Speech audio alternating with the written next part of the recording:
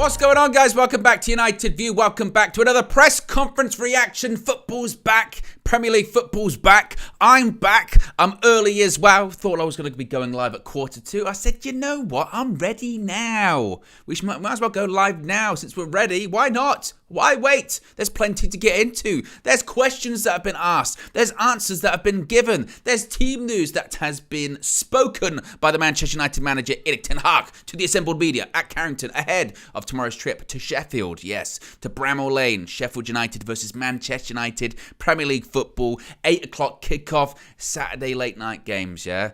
I don't mind the evening kickoff. I don't mind the sort of 5:30. That's okay. But 8 o'clock... You know, it's a big day of football tomorrow as well. Some really big matches. There's Merseyside derby.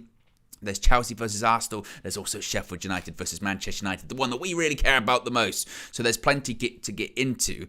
Erik ten Hag, a lot of people were anticipating a lot of the things he was going to be asked and a lot of things he was going to say in this press conference. Of course, going to be speaking about really what's dominated the headlines during the international break, and that is the takeover. Let's not really call it a takeover. A 25% acquisition of Manchester United, much more accurate, by Ineos, Sir Jim Ratcliffe. There was going to be questions about, has he been told anything? Does he know anything? Would he say anything about that? He has met Sir Jim Ratcliffe in the past, albeit briefly, back in March when Ineos made their trip to Carrington and to Old Trafford during whatever round that was of talks at the time. So he's going to be asked about that. Naturally, he was going to be asked about Jadon Sancho because... You see this. I've covered quite a few press conferences now here on United View. Covered them during the Ole Gunnar Solskjaer era. Covered them during the Ralf Rangnick era. Even the brief Michael Carrick era that lasted about a week. I've now covered them in the Erik ten Hag era. And there's always like one question or one person you can guarantee is brought up every press conference, even though nothing's got really to do about them at the time. So previously it was Paul Pogba, then it became Cristiano Ronaldo, now it's Jadon Sancho. Jadon Sancho is the one that gets brought up every single press conference, even though they know the answer's always going to be the same, but they still ask the question. So it was a bit about Jadon Sancho. There was also a bit about Andre Onana and his shaky start to life between the sticks for Manchester United, and Ten Hag, I mean, obviously, backed his goalkeeper, backed his summer signing, as you would expect. And also he gave a bit of information on his thoughts about United's start to the season, their away form, as well as their opponents at Bramall Lane tomorrow as well. So be sure to smash a like on the like button. Be sure to subscribe, bottom right-hand corner. Plenty to get into as well. What are people saying in the chat already? People filing in. You've got Pound for Pound MMA says, watching from Nigeria. Can I just say... as well, and I know he's not here to defend himself, so maybe this is the wrong thing to do, but I was watching KG's stream on his channel. Be sure to check it out. I believe the link's in the video description for this, for his channel, KG that comedian, on the road to, what is he on the road to at this point? Is it 40k he's on the road to? I think he's on like 35 or something like that. Anyway, there was lots of discussion about his attire this morning on the Morning View. If you haven't checked it out, be sure to do so. Some were saying he looked like a jockey. Even his wife got involved in it as well, which I think is an all-timer for the KO morning shows, actually. It was a lot of fun. But actually, the discussion on his channel was also that he was essentially wearing an inverted Nigerian flag, in that he had the green in the middle and the white on the sort of shoulders and arms. And I can't really do it justice because you can't see him at the moment, but it was very funny. And also, there will be those people now that say in the comments, because I see the comments, we all see the comments, so be careful what you say, because people read those things. I see when I talk about KG on a show like this, they'll go, you're obsessed with KG. He's my friend. He's my friend. He's invited me round. You know, that's what friends do. Nevertheless, I've been sidetracked immediately. Let's get into the questions. Let's get into the answers from Erik ten Hag ahead of tomorrow's Premier League game. Now, the first question was the one that was, I think, most people expected, and that was the question about Ineos and Sir Jim Ratcliffe. And the question was put to Erik ten Hag. There's been a lot of talk about the investment from Jim Ratcliffe. Are you aware of anything? Have you been told about anything? What have you heard? And as expected, Erik ten Hag said, quote, so I'm not involved with this. Others in the club are dealing with this. I'm focusing on my team, focusing on the current block, and the most important priority is the next game. It's all about that. So Erik ten Hag says, I'm not involved. I don't know anything. I haven't been told anything. I just focus on the team. I just coach the players. That's the most important priority. It's the next game. I don't get involved in that. Now, is that completely true? Has he been told zero about it? Probably not completely. I mean, I'm sure he's not involved, knows the finer intricacies of it all. But I'm sure during his meetings with John Murtough and maybe interactions he has with Richard Arnold or whoever, he would probably just, ask those questions. Where are we at with it as well? Naturally, he would have questions because from his point of view, if he's planning ahead for January, which clearly he would be. I mean, he's a forward-thinking guy. Yes, he focuses on the current games, but also part of a responsibility for a manager is to think long-term as well about players going in and out and the long-term future for next season and the season after that, etc., etc.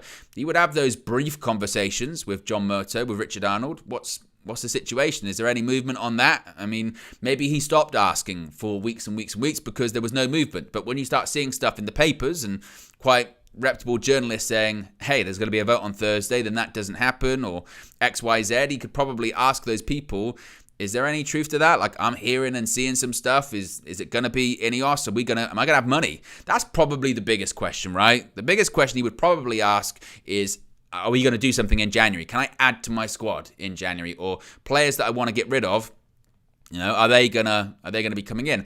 I mean, also though, thinking about it out loud, when he's talking, let's say, to those two people, his main points of contact regarding this, Richard Arnold and John Murtough, they themselves probably don't know everything because they most likely, I mean, if those reports are accurate, they're probably going to be out of a job once this thing has gone through. I mean, it's already been reported that they're eyeing up chief executives to replace Richard Arnold. Paul Mitchell's name's been thrown around everywhere. He would come in to replace John Murtough. So I guess if Ten Hag were to ask those two people in particular, hey, what's going on with Jim Ratcliffe? They might just say, look, there's an agreement in principle. It's close. But as far as those other things, I don't really know because I'm not being told that much either. Because guess what? My job's probably going to be going too. So I guess he probably knows, top line stuff, but not the finer details or anything like that. But look, you've got to ask those questions in the press conference, haven't you? What do you expect? And also, what answer do you expect of him as well? He's not going to come out and go, yeah, I know everything. John's being sacked. Richard's gone. We're going to be getting all of this money. I hate the Glazers, by the way. I hate them. I hope they go in the future. Fingers crossed. Oof, I'm so annoyed with everything too. I mean, I wanted these signings. I didn't get them. I still wish we got Frankie de Jong. I still wish we would have got Harry Kane, but we didn't. I mean, it would be very refreshing to have that kind of honesty in a press conference from any manager, let alone a United manager, but it's just not going to happen, is it, realistically? Now, the next follow-up question it was actually Simon Stone. I won't do the impression because I went too long with it the other day when I was talking about Simon Stone, myself and KG. It was a bit too much. And he asked about Jadon Sancho because you've got to get the Sancho question in. It wouldn't be a press conference, wouldn't it? It wouldn't be an Erik ten Hag press conference from Carrington without asking about Jadon Sancho. So you've got to ask the question, even though the answer is the same. So the question was someone who doesn't look like they're going to be involved for the game against Sheffield United is Jadon Sancho. Is there any change to that situation? And Ten Hag said very shortly, everything has been said about it, end quote. Which, to be honest, is more than he said last time when he had the press conference ahead of the Brentford game. He just shook his head. This time, he said everything has been said about it, which is realistically the same answer he's given the last few times that he's been asked, which is like there's no developments. Everything's been said. It is what it is, and that's when I point to people that say, Ten Hag is being so, Ten Hag bullying Jadon Sancho, or Ten Hag's doing all these things to Jadon Sancho, and it's not right, and Ten Hag's this giant bully, and this, that, and the other. If Erik ten Hag was a massive bully, and Erik ten Hag speaks to the media several times a week, he could say some pretty bad things about Jadon Sancho, but it's not productive. There's no need. As he said, everything has been said at this point. What else needs to be said and done? Nothing. The situation is exactly the same now as it was straight after the Arsenal game, which is he's waiting for Jadon Sancho to apologise. Sancho has not apologised, and it was actually Fabrizio Romano tweeted earlier today that exit strategies are being explored by everyone. The expectation is Jadon Sancho is going to go in January. And I think even at this stage, if Jadon Sancho one day woke up and decided, I'm going to apologise, would he be integrated back into the squad? I mean, maybe. But too much time has passed. Both sides have dug their heels in. It's over. It's done. Time for a clean break. Time to move on. And you can say that's very callous, Owen, of you. But that's the situation. and you've got an asset that's on a lot of money, that's worth a lot of money, that's not being used for whether you believe it's right or wrong. He's not being used. He's not going to be used. Therefore, he should be taken away from Manchester United. United should try and get some money, whether it be temporary on loan, and then you bring someone else in, or you loan with an obligation, or what have you. We could do with another player, if one of them isn't going to be playing for us. So there's nothing that's really changed about that situation with Jadon Sancho, and to be honest, I don't expect anything to change regarding Jadon Sancho anytime soon as well. And that's just the latest on the situation. We don't even need to get into whether your Team Ten Hag or Team Sancho. All of that, I think, is just crazy. Anyway, but we'll move on nevertheless. Big Up Rich is in the chat, says, bug up, Owen. Is there? I think he means big. But if there is a bug, then that would be concerning. I mean, the weather's terrible outside, so maybe the bugs would be coming inside at the moment. It's horrible. I think there's weather warnings around the UK, yellow weather warnings, which means there's a lot of rain at the moment, a lot of wind as well. By all accounts, in Scotland, it's terrible, really bad weather. Life-threatening. And as someone that has lived on sort of the coastline previously in my life, I will say, Mother Nature is nothing to be effing around in at all. Definitely not. It is scary. I remember once I lived near this big lake, and at the time it had flooded. There was really bad weather, record-breaking weather, like rainfall and stuff like that. And this big river, it wasn't a lake, it was a river, and we were close to it. And when you see that stuff up close, or when you see the coastline on bad days like today or whatever, you think, holy shit! Don't go anywhere near that. That stuff, that don't care. I don't care who you are, what you're there for, whatever. That would take you away. It is terrifying. So those that are near there, stay safe, obviously. I just saw that, I think it's the City ground, not in Forest's ground, it's covered in water at the moment as well. So you never know. You never know that there might be some games called off tomorrow because of it, particularly in Scotland. Apparently, it was really bad at the moment. NXT says, Niagara Falls did the same to me. Nature is scary. It is. It is no joke as well. When you get that close, or, sometimes you see those clips online of those fish, fishermen that do the sort of deep sea fishing or whatever. And you see just how crazy somewhere like the oceans are or whatever. It is scary stuff. Chris says, Owen, come over to the dirty south and ride out a hurricane with us. Absolutely no chance. Oh, terrifying. Absolutely terrifying. So yes, weather view as well. Where are we going next? Yes, our last game for Manchester United. Debunk says, hi Owen, what an original scary story that was. Well, that's what we try and do here. You know what I mean? Thanks to Bunk. Try and bring you, scary stories. It's nearly Halloween, so I thought I'd bring you the scary story of when the weather was bad, and when I saw a river that had burst its banks, and the current was really strong, and it would legitimately. I remember because I was standing over a bridge at the time, right? And the current of this thing was ridiculous, and above it, sort of hanging over the sort of riverbank, was a tree, and a branch broke off, and as soon as it hit the water, it just disappeared, swept away, and it did make me think if someone fell in there, that would be it, they would be gone. Yeah, maybe I'm not doing it justice, Debunk, but it was, hey, don't mess with nature. If you take anything out of this stream today, forget team news, forget tomorrow, forget comments about the takeover, forget the Jadon Sancho stuff. The weather is scary, respect Mother Nature. Probably gonna get the sack after this one. This is what these press conference streams are like. They can be dry, so you've got to try and throw some things in, throw some spice into it.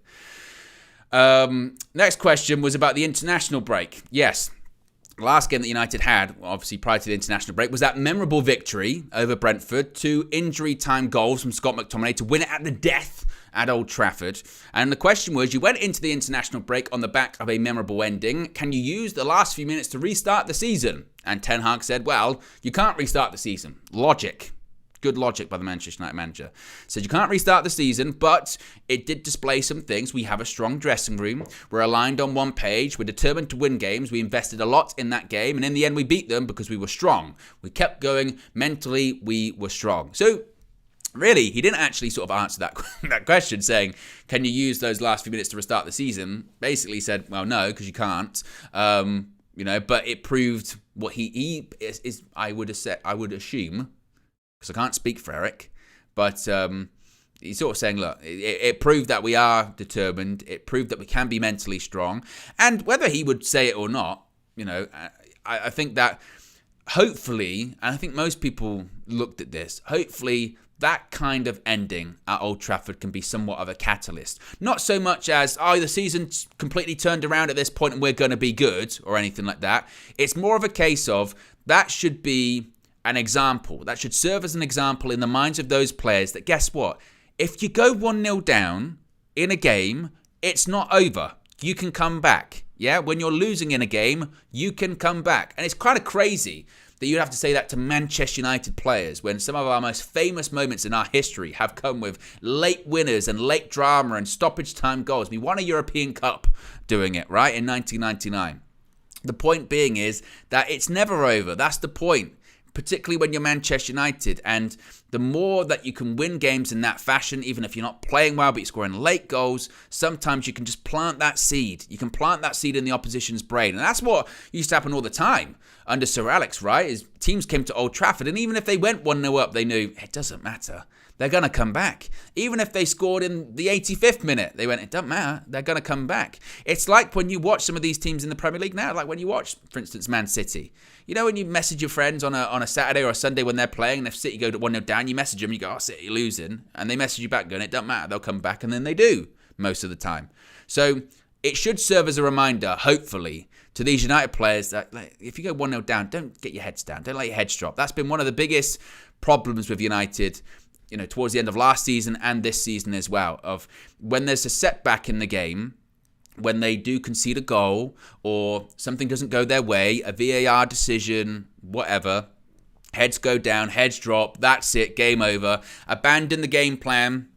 Let's get sloppy. Let's just say we've lost the game. And then fans react similarly because they know, they've seen the players too. They've looked and gone, that's it, we're done. I mean, let's face it, when Brentford scored in that game, we were all probably thinking the same thing. We were all thinking, here we go, that's it, we're done. Because we knew. It's like when we played Crystal Palace and we lost 1-0. They scored, and then you got to about half-time, and it sort of was like, I don't know if we're coming back when it comes to this one either. So it should serve as a reminder, hopefully, that you just got to keep going.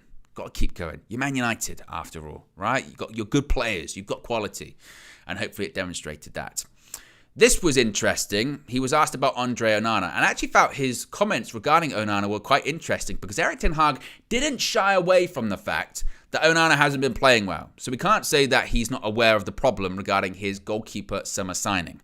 The question was put to him. There's been a lot of criticism around Andre Onana. How has he been dealing with it? And how are you helping him deal with some of the criticism that he's been facing?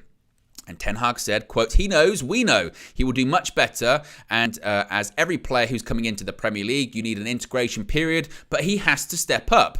We live in the now, we live in the future, and he has to make his future by giving better performances. I'm sure he will do. He showed at Barcelona when he was younger, Ajax, Inter Milan. I'm sure he will give a great performance. He also added a little bit more, saying that Manchester United greats, such as Peter Schmeichel and David De Gea, started not too great in their careers, but it's not about the past. We live in the future, and he has to make his future, as I mentioned, by better performances. He said he's a great player, and I'm sure he will give us joy in his future performances. So I thought that was quite interesting because he could have sort of shied away by going, he could have just said, look, Andre's a great goalkeeper, we all are aware of his qualities, and he's going to continue to prove that, blah, blah, blah. He did speak a bit about his record, saying that he's played in Champions League semi-finals, he's played in Champions League finals with big teams as well.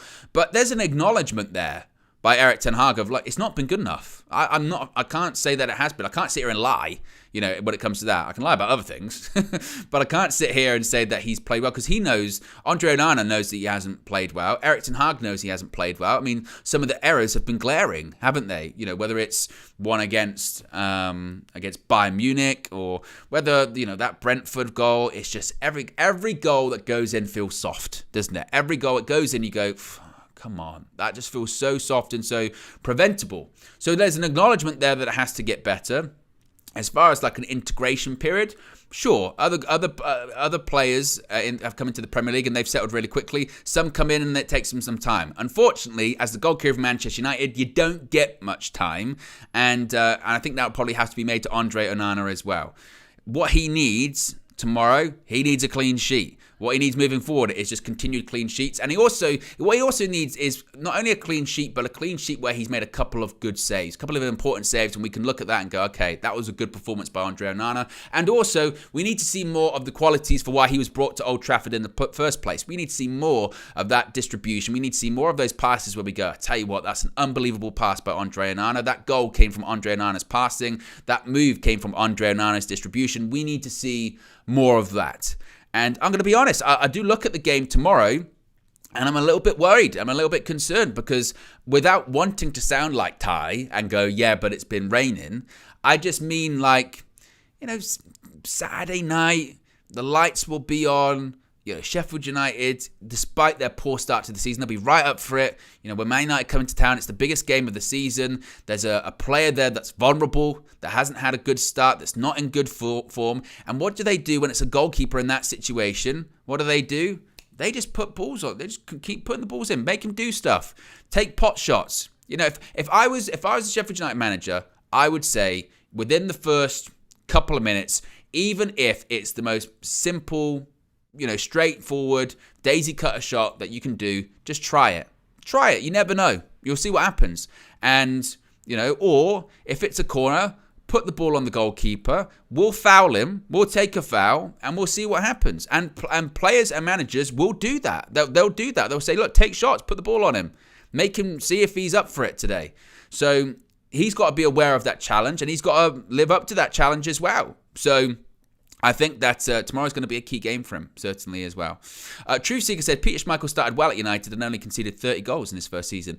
I did think that when he mentioned that at United, like Peter Schmeichel, I thought, I don't recall, from my recollection, when Peter Schmeichel came in, it was a pretty seamless transition for him, and he was already making big saves fairly quickly, to be honest with you. Now, that's not to say Peter Schmeichel didn't make mistakes in his United career, because he did. Every goalkeeper does, right? Edwin van der Sar made mistakes. Peter Schmeichel made mistakes. David De Gea obviously made mistakes. So it's not really more mistakes. It's more consistency of mistakes. And I look at, for instance, for me, the best goalkeeper in the league, and arguably the best goalkeeper in the world, is Alisson at Liverpool. And I think you look at Alisson thus far this season, there are games, particularly those ones where they've gone down to like 10 men or whatever, where he makes big saves. He's a commanding figure. He's reliable. And his distribution's quality. And you just look at that calmness and composure. And also that just, where would we be without him? That kind of feeling. You just don't get that with Andre Onana at the moment. But hopefully he can get there, because look, that's who we've got. That's who we've got at the moment as well. If you haven't already, click the like button. Be sure to subscribe as well, bottom right-hand corner. This was a strange question, actually. This, I think, came from Melissa Reddy from Sky Sports. This was a strange one. So the question was put to Ten Hag, Harry Maguire. He's still the subject of booze and abuse. How hard is that for the manager to take? Now, Ten Hag said, well, I haven't heard it. I thought all the fans were supportive against Brentford. We still have a strong boundary with our fans. I think he meant Bond. He doesn't deserve it because he put in a good performance against Brentford, and for England, he was good as well. And I kind of agreed with Eric Ten Hag, honestly. I mean, if the press conference had taken place earlier on in the week, when Harry Maguire had said the things that he said on international break, and he was doing what he does on international break and sort of talking to the media about his record and his win percentage and this, that, and the other, and I can't sit on the bench for the rest of my life, then I think if you'd have constructed the question that way, then that would have maybe been a better thing, a better way of phrasing it. Going, Harry Maguire said he can't sit on the bench for the rest of his, play once a month for the rest of his career. Like, what do you think about that? Okay, cool.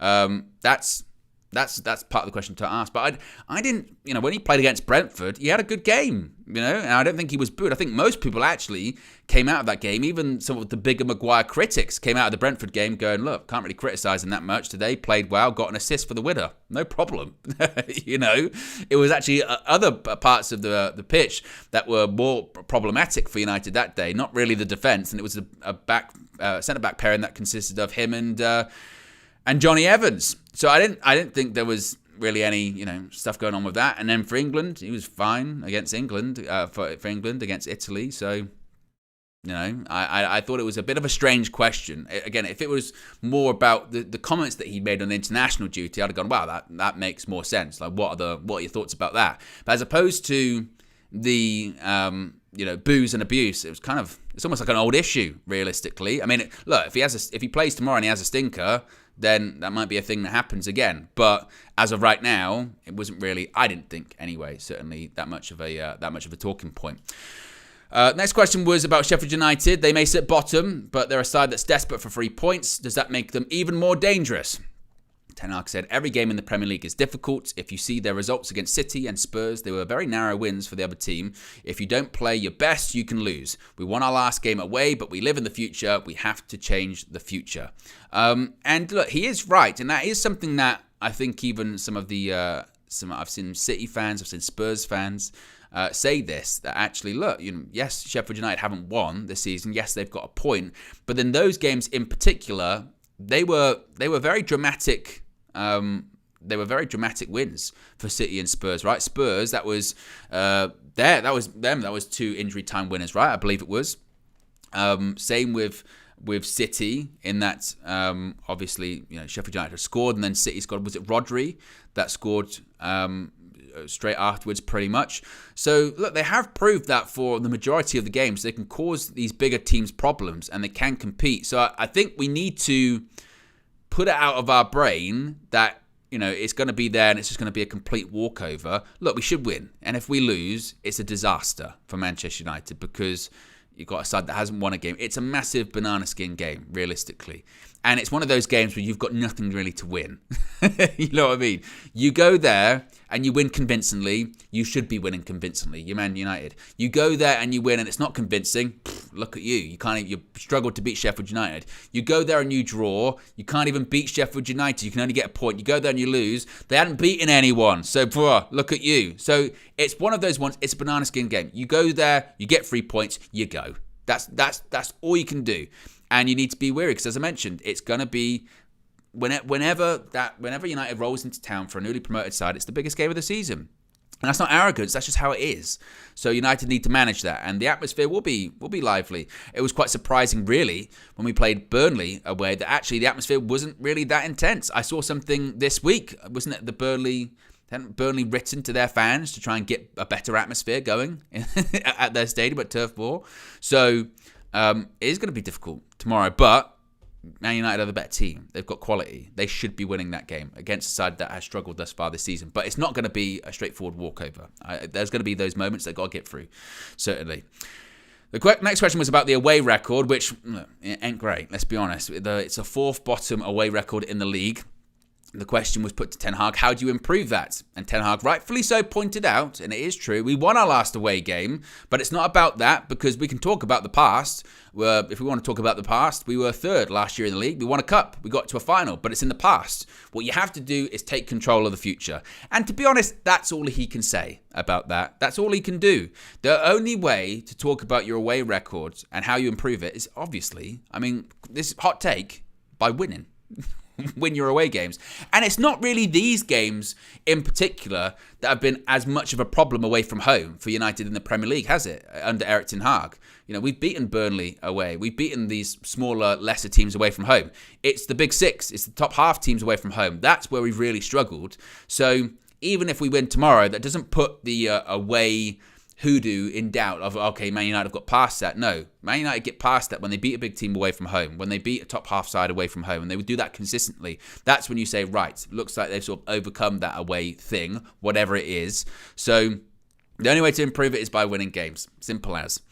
Next question was about Victor Lindelof and his mindset after those horrifying and horrible events in the week while he was on international duty. Of course, he was actually the Sweden captain when that all happened in Brussels. Absolutely horrible stuff. And obviously, thoughts go out to the victims, their families, their relatives, everyone that was involved in that and impacted by that. Just absolutely terrible, desperately sad situation. And Erik ten Hag really echoed that. He said, quote, "Terrible situation, sad for the victims and the relatives. It's a crazy world. Victor had a bad experience. He had to stay and give statements. He's exhausted. He didn't sleep overnight. He's dealt with the situation. He has energy and he's ready to play this game." He also said that he had trained yesterday, so it looks like Lindelof is going to be available. Of course, again, it's a horrible situation as well that occurred, and yeah, it's just desperately sad. No one should ever go to watch a football match and not come home. They shouldn't. And it's horribly sad, that entire situation. And again, thoughts and condolences got to obviously the victims and everyone impacted by that as well. Next question that was put to Erik ten Hag was about Bruno Fernandes, the Manchester United captain, and where he's been playing recently. This is quite curious because, of course, in the international qualifiers, Bruno Fernandes once again showed excellent form for Portugal, but recently for United, his performances have been a bit inconsistent, as well as his position on the pitch too. He's been playing on the right recently. The question was put to Ten Hag, is he going to be back in his regular number 10 spot? And this was really interesting, actually, what he kind of said, because I think he kind of showed his reasoning for why he's so desperate to get Bruno Fernandes in the starting 11 at all costs. So he said, quote, "In periods of the season, you have to deal with certain situations like injuries at fullback and right wing in the last couple of games. We have to find solutions. Bruno is a very good right winger as well. He has freedom there." We'll circle back to that part as well. But he also said that, look, he plays the position in his own way. Maybe not as typical as a right winger, almost as another number 10. But you always want to use a player like Bruno Fernandes. He creates the most chances in all games, international and domestic. He, I think, has created the most chances in the Premier League. I always want to play him in his best position. So that was really interesting for me because essentially I think he showed his hand a little bit there, Erik ten Hag, which is that line there, you always want to use a player like Bruno Fernandes. And the way that I interpreted that is, regardless of where you've got to put him, you want him in the team. And that's kind of been the criticism, hasn't it? Of sometimes with this injury situation, he does try to shoehorn players in, even though it probably doesn't benefit the team tactically, Realistically, if Bruno Fernandes isn't playing as the number 10, he's just not that effective in the game. He drifts. He's one of those players that he has to be involved. He has to be involved, and whether he's playing badly or playing well, he has to have touches of the ball, and he does influence the game. If he's out on the right, he drifts, he doesn't really influence that game. And if he's not involved, then there's no point having Bruno Fernandes on the pitch. So you can see Ten Hag's thinking where he just goes, I've got to have Bruno on the pitch, which I push back on because for me, it shouldn't be about square pegs and round holes. I understand this season with the injuries and stuff like that, but we did have alternatives. It's not as if we just didn't have anyone that could play on the right during that period of time. We did. And I understand that Facundo Pellistri played and didn't set the world alight, or you kind of saw, well, maybe it is a bit too much too soon for him, but still there were other options. Could have had Mason Mount in there as well. For me, Bruno, he's just got to play at the 10. He's got to play at the 10. As soon as you see him on the right, you kind of roll your eyes because you know what's coming. You know what's coming, and he's just not going to be as influential. Now that we have some players back, now that Anthony's back, obviously, you've still got Facundo. You've got Mason Mount there. Hopefully, that's not going to be the case moving forward. Maybe as well, we get to a stage where, Ten Hag is a bit more open to playing even Rashford on the right, or Garnacho, put him there as well. Even though they're predominantly left wingers, they're still right-footed. So they could still play there just without being an inside forward.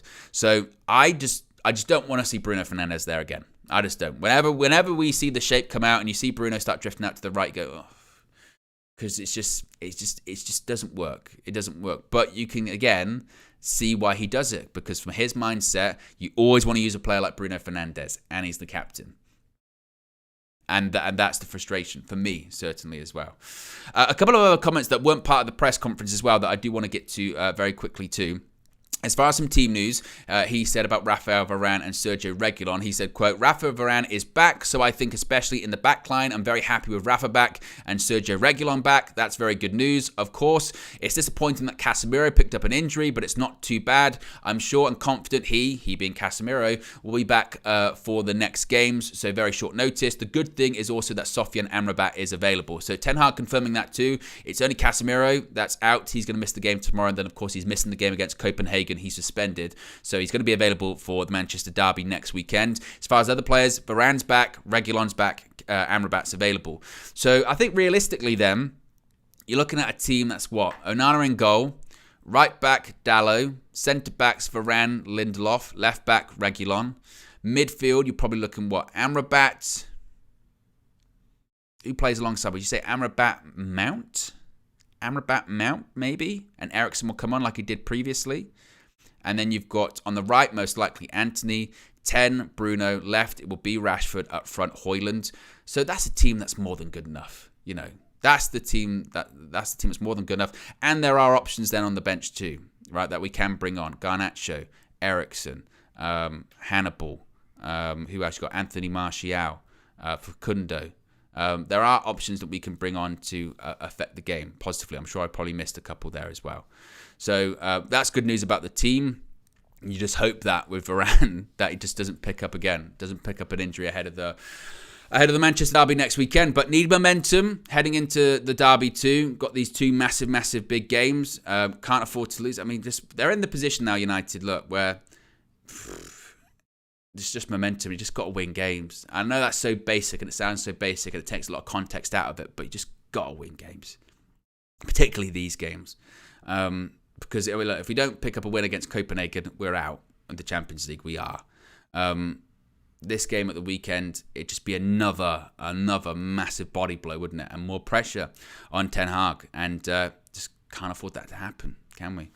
Let's see what some of you guys are saying in the chat before we wrap things up as well. Let me know your predicted starting 11 too. I mean, we're going to be doing a preview actually that comes out later today. I'm going to be speaking to, I won't tell you I'm going to be speaking to. You're going to have to wait and see.